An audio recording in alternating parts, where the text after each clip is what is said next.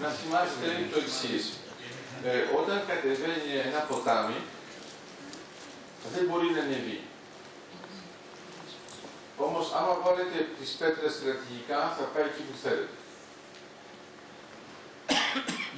Όταν λοιπόν τα παιδιά έρχονται με αρχές των γονιών, οι οποίοι επειδή μπαίνουν σε ένα πλαίσιο ανταγωνιστικό, σου λένε άμα είσαι ο τελευταίος, θα σε φάνει άλλη. Άρα το θέμα είναι ότι πώς από το ανταγωνιστικό να πάμε στο συναγωνιστικό, στην άμυλα και να καταλήξουμε στον ατρωισμό. Όσο υπάρχει διαγωνισμός, αυτό δεν γίνεται. Όταν όμως υπάρχει εξέταση, γίνεται. Άρα, άμα ο καθένας πρέπει να έχει μία βάση για να αποδεικνύει ότι έχει κάποιες γνώσεις, δεν τον ενοχλεί αν ο άλλος έχει 11, 12, 13, αρκεί να είναι πάνω από το 10 για τον άλλο. Αυτός είναι το ίδιο. Αν όμως, ακόμα και να έχει 19,98, κόβεται επειδή όλος είχε 19,99, του τι δίνει. Δηλαδή, ξέρετε, εγώ επειδή πηγαίνω σε διάφορους χώρους, το έχω ζήσει αυτό, είμαστε σε ένα φροντιστήριο, μπαίνουν μέσα, εγώ δεν είμαι φροντιστηριακός, αλλά θέλω να πω, έχω φίλο που είναι. Και μπαίνει μέσα το παιδί, είμαστε μετά τις Παρενίες, και του λέει 19 πόσο πήρες. Δεν του λέει κάποιον άλλον αριθμό. Πρέπει τα δύο πρώτα ψηφία να είναι 1 και 9. Εντάξει, άμα είναι 2-0 δεν μας περάζει, αλλά τέλος πάντων. Μετά λοιπόν είναι το θέμα με το κόμμα. Έχουμε φτάσει στα χιλιοστά. Το πιο πιθανό, άμα το συνεχίσουμε, γιατί είμαστε όλοι κόπανοι, να περάσουμε στο 4ο ψηφίο. Εντάξει, γι' αυτό αναγκαστήκαμε να βάλουμε τις βάσεις σε χιλιάδες. Γιατί άμα τις βάζαμε σε μονάδες, θα ήταν όλοι στο 19. Ωραία. Το θέμα ποιο είναι. Είναι ότι η κοινωνία θέλει απλώς να επιζήσει το παρόν. Άρα, όταν οι γονείς είναι του παρόντος, θέλουν να έχουν το καλύτερο. Όταν όμως οι γονείς ξαφνικά καταλαβαίνουν τι είναι η ανθρωπότητα, είναι πάνω κάτω όταν είναι ο παππούς και η γιαγιά. Άρα, άμα θέλετε να τα βρείτε με τους γονείς, να μιλάτε με τον παππού και τη γιαγιά. Γιατί αυτοί, επειδή έχουν ελάχιστο χρονικό διάστημα προς το τέλος, ξαφνικά ξαναγίνονται ανθρώπινοι. Έχουμε λοιπόν ένα timing όπου είμαστε πολύ κοινωνικοί, συνήθως είμαστε ψηφοφόροι σε αυτό το πράγμα. Πριν δεν είμαστε ψηφοφόροι γιατί δεν ξέρουμε, μετά ξέρουμε και γι' αυτό δεν ψηφίζουμε πια. Αλλά εκεί πέρα λοιπόν που είμαστε ψηφοφόροι, λέμε ότι εμείς είμαστε οι άνθρωποι. Δηλαδή τους άλλους τους λέμε μικρούς και τους άλλους μεγάλους. Ξεχνάμε ότι είναι και άνθρωποι βέβαια. Άρα έχει σχέση με την ερώτηση με την προηγούμενη. Άρα είναι οι μικροί άνθρωποι, οι άνθρωποι και οι μεγάλοι άνθρωποι. Όλοι αυτοί έχουν ένα κοινό, είναι άνθρωποι. Μόνο που στο κέντρο του κόσμου λένε ότι αυτοί είναι άνθρωποι.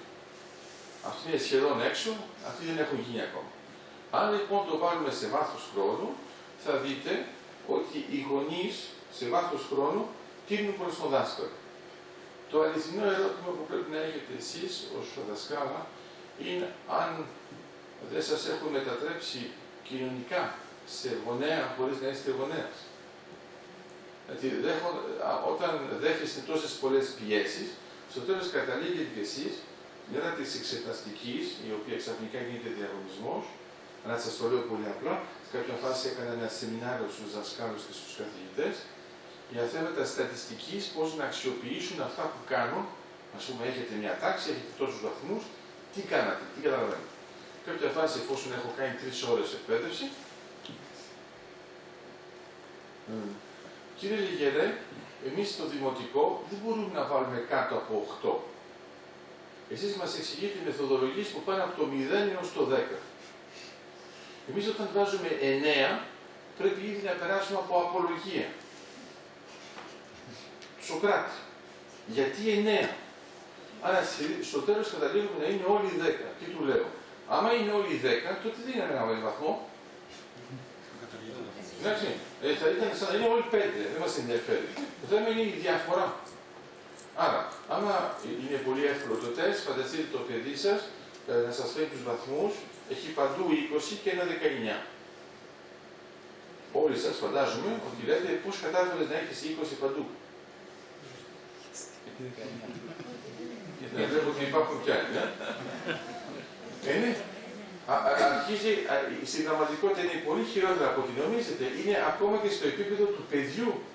Δηλαδή, η σύγκριση γίνεται με το παιδί ανάλογα με τα μαθήματα. Γιατί σε αυτό το μάθημα έχεις 12 και σε αυτό έχεις 19. Βέβαια δεν πάει ποτέ γιατί έχεις 19, είναι γιατί έχεις 12. Έτσι. Δεν θα έχει πολύ πλάκα να πει γιατί αντέγραψα, εδώ δεν πρόλαβα. Άρα η ιδέα ποια είναι, είναι ότι τεμαχίζουμε ακόμα και τους τομείς. Και το πιο αστείο ποιο είναι. Είναι ότι γίνεται από τους γονείς οι οποίοι έχουν επιλογές οι ίδιοι. Δηλαδή είναι μερικοί ας πούμε που είναι, πώς να το πω τώρα, είναι κόμπανοι στα μαθηματικά. Εντάξει. Και είναι πάρα πολύ καλά στην φιλολογία. Λογοτεχνία βάζουν βαθμότα και λέει εδώ πήρες 15. Αυτοί οι ίδιοι, άμα πέραν μέσα στην τάξη, το 15 θα ήταν ο κοσμολογικός ορίζοντας. Εντάξει. Και λένε γιατί πήρες 15. Και τώρα τι να πει ο άλλος. Λέει μα καλά, εσύ ούτε 2 δεν θα παίρνεις ας πούμε. Για ποιο πράγμα μιλάς. Άρα, η διεύρυνση και η τεμάχιση δεν γίνεται μόνο σε σχέση με τους γονείς στο κοινωνικό, είναι μέσα στην ίδια τη βαθμολογία.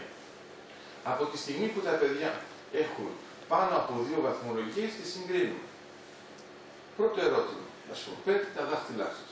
Έχετε ποτέ ρωτήσει τον εαυτό σας γιατί αυτό είναι πιο μεγάλο και αυτό είναι πιο στραβό.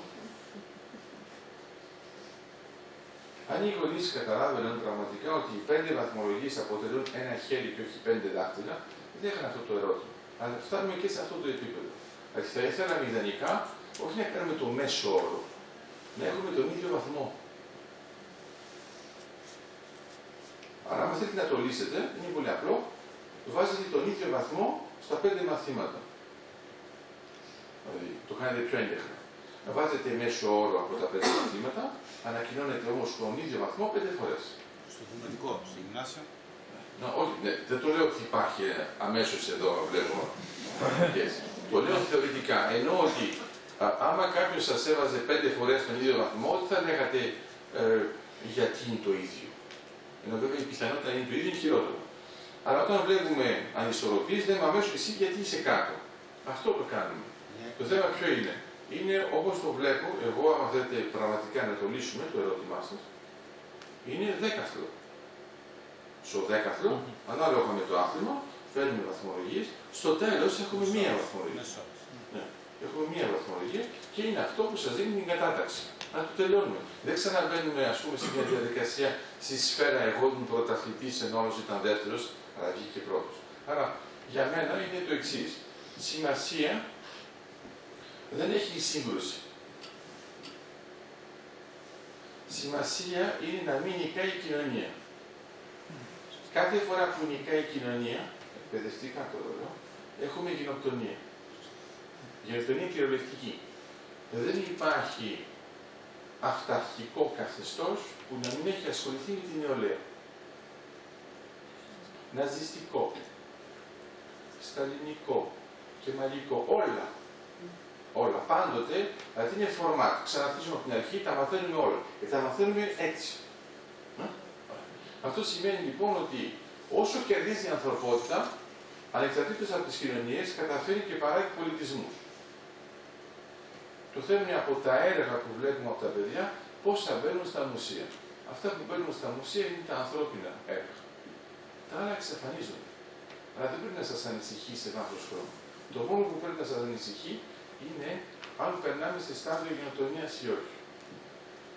Όσο είναι λειτουργικό, η ανθρωπότητα είναι η μέρα, η οποία όμως διασχίζει όλο τον χρόνο, ενώ η κοινωνία είναι μόνο στιγμία.